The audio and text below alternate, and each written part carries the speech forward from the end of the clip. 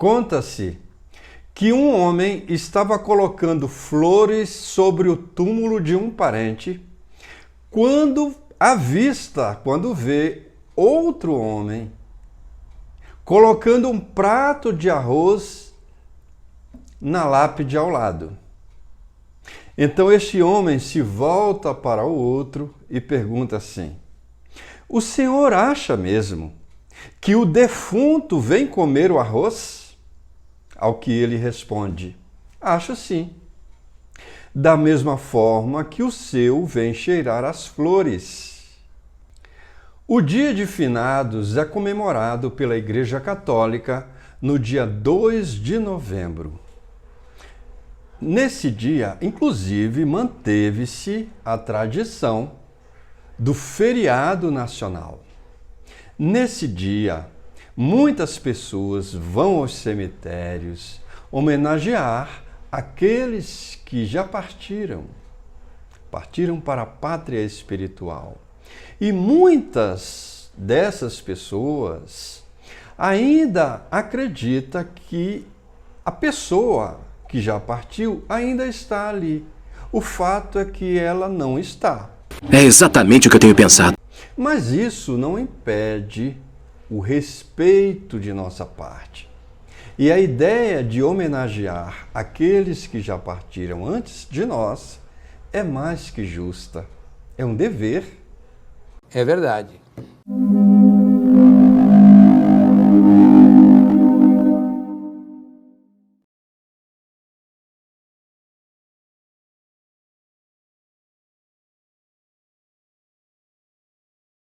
Olá, eu sou o Clóvis Lima e este é um canal que aborda questões da vida à luz do Evangelho do Cristo, à luz da doutrina espírita. Chegamos ao final de uma série de reflexões em torno do fenômeno morte. E, de propósito, este último vídeo a respeito deste tema vai ser exibido, está sendo exibido na véspera. Foi programado para exibir na véspera do Dia de Finados, ou seja, foi programado para ser exibido no dia 1º de novembro. Amanhã é 2 de novembro, Dia de Finados. E por falar em finados, a palavra finados cai muito bem, cai melhor do que a palavra mortos. Imagine, Dia dos Mortos. Por quê? Porque eles não estão mortos. Repita! Eles não estão mortos. Eles estão mais vivos do que nós. E é justo que lhes prestemos homenagens àqueles que já partiram. A respeito deste tema, nós vamos passar agora a examinar, a comentar duas questões de O Livro dos Espíritos. Questão 320. Sensibiliza os espíritos o lembrarem-se deles os que lhes foram caros na terra? Resposta: muito mais do que podeis supor. Se são felizes, esse fato lhes aumenta a felicidade.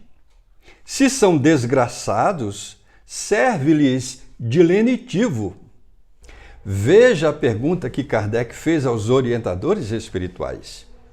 Kardec está perguntando se aqueles que já partiram ficam sensibilizados ao serem lembrados quando alguém aqui se lembra deles. E olha a resposta dos orientadores espirituais. Muito mais do que você pode supor. Se eles são felizes, eles vão ficar mais felizes ainda. E se eles são infelizes, aquela lembrança que você faz, que você presta, vão deixar eles aliviados. Aquela lembrança vai ser para eles um lenitivo. É claro que essa lembrança tem que ser uma lembrança boa, não pode ser coisa ruim. Questão 936. Como as dores inconsoláveis dos que ficaram se refletem nos que já partiram? Resposta: o espírito é sensível à lembrança e às saudades dos que lhe eram caros na terra, mas a dor excessiva o toca penosamente, porque nessa dor excessiva ele vê falta de fé no futuro e de confiança em Deus. E isso constitui um obstáculo ao adiantamento dos que choram e talvez um obstáculo ao reencontro. Minha amiga, meu amigo, a dor da saudade é natural. É natural. O problema é a dor excessiva. A dor da saudade excessiva, a saudade excessiva. Isso é prejudicial, tanto àqueles que já partiram, quanto àqueles que ficam. É prejudicial a ambos. Como dizem os amigos espirituais, essa saudade excessiva, essa dor excessiva toca penosamente aqueles que partiram. E isso constitui um obstáculo ao adiantamento daqueles que choram, daqueles que ficam.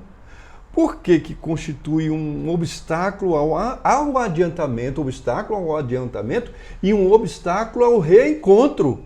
O que mais a pessoa desejaria o reencontro? É um obstáculo. Por quê? Porque significa falta de fé no futuro e falta de confiança em Deus. Falta de fé no futuro significa falta de fé na imortalidade da alma. Um obstáculo ao adiantamento da pessoa e um obstáculo ao reencontro. Considere duas pessoas que se amam na Terra.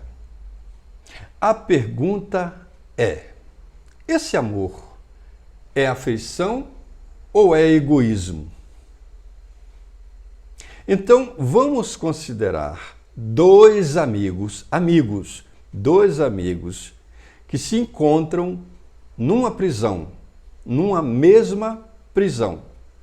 Esses dois amigos um dia serão libertados, receberão a liberdade algum dia. Só que um deles vai receber a liberdade antes do outro. A pergunta é: seria caridoso da parte desse que ficou preso ficar triste, se entristecer pelo fato do outro ter sido liberto primeiro? Não seria caridoso? Não seria muito mais egoísmo da parte desse que ficou preso o querer que o outro continuasse, partilhasse do cativeiro em tempo igual? Não seria egoísmo muito mais do que afeição? O mesmo acontece com dois seres que se amam na Terra. Um deles vai partir primeiro. Se um deles partiu primeiro, cabe àquele que ficou felicitá-lo por receber a liberdade primeiro, aguardando o momento, aguardando com paciência o momento em que ele também será liberto e aguardando o momento do reencontro. E assim chegamos ao final de uma série de vídeos a respeito da morte. A série Morte. Foram 14 vídeos. E olha que não abordamos o tema de forma profunda. Foi um tanto quanto superficial, um tanto quanto sintético. O que é mais importante disso tudo é que o que morre é o corpo físico. O corpo físico morre. Nós não somos o corpo físico, nós somos uma alma, um espírito imortal. Quando o corpo termina a sua fase aqui, que no fundo é uma transformação, até o corpo mesmo, podemos dizer que essa morte é uma transformação. Na natureza nada se perde, tudo se transforma. O espírito continua, a alma continua a sua vida no mundo espiritual. Mais tarde, depois de um bom tempo, retorna ao mundo corporal para a continuidade das experiências, porque a lei do progresso assim o exige, lei de Deus, lei do progresso, tudo caminhando para a perfeição.